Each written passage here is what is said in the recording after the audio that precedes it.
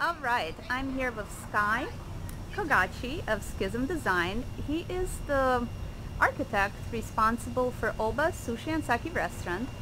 And Sky is going to walk us through the restaurant and tell us why he designed it the way he did. Okay, well, all right. Here we go. We're going to walk on into the front. So there was a really limited budget on this project, so what we did was we prioritized some of the design elements. And so there are future design elements that we'll be incorporating later.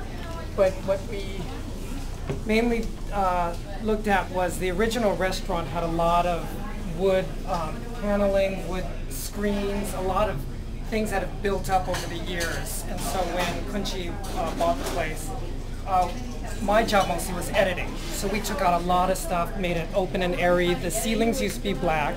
We painted them white. We have these translucent panels that surround the entryway so that you can see light coming through, and eventually there will be a tree pattern that's put onto here. And there's going to be the same tree pattern on the windows that face out to Glenarm. And then here we have the reception area and the beverage bar.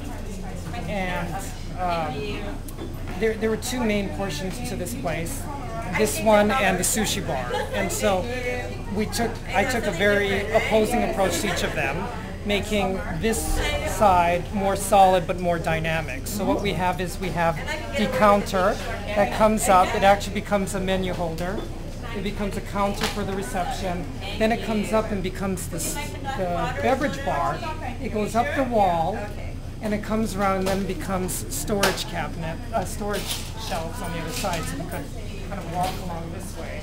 You can see how everything continues along, comes right around, and snakes its way down.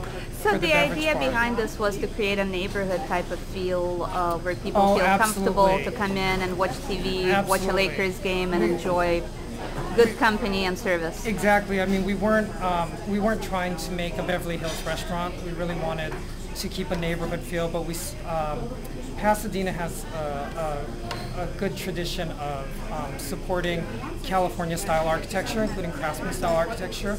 My specialty is with California modernism, so it fits into the Pasadena area well. Mm-hmm. So, and then if we walk around this way, so one of the few original design elements that's still left is the wood opening in that wall. But other than that, we tore out walls, we widened the ramp, we put in new handrails here, we took out a wall that was here, there was wood paneling that's there.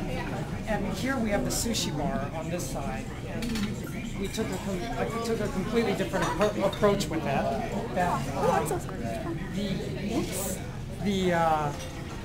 The countertop is a translucent material, and so the idea is to make it look like it is floating. So it's much more serene and calm on this side, where the other side's a little more active because that's the beverage bar area. And then eventually there's going to be some metal beaded curtains that's put around those doors and the restroom area. And if you notice, we used an interesting paint. There's a paint on the wall that actually allows it to become a chalkboard. So the main goal is really to try to integrate all the design elements together so that everything looks like it's one cohesive whole rather than little bits and pieces put together. So I think hopefully the openness and the choice of materials have really come together to do that. That's great. Thanks so much, Sky. I think you accomplished what you set out to do. That's fabulous. Thank you very much.